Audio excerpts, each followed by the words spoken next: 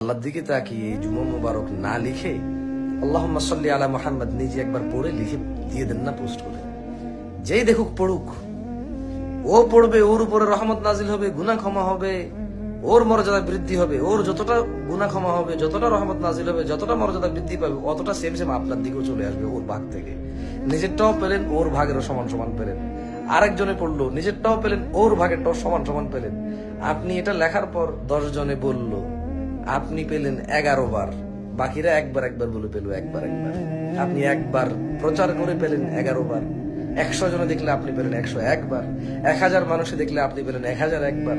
1 লক্ষ মানুষে জানলে আপনি পেলেন 1 লক্ষ 1 বার। 1 কোটি মানুষ জানলে আপনি পেলেন 1 কোটি 1 বার। আপনি যা শিখাবেন যাকে, সে তা আমল করলে তার নেকি থেকে কমবে না, তবে তার যে নেকি সমান সমান নেকি আপনার হবে। এই জুমা মুবারক বললে কি হবে আমার জানা নাই, সত্যি জানা নাই। কেমন? আল্লাহ আমাদেরকে বুঝার তৌফিক দান করুন।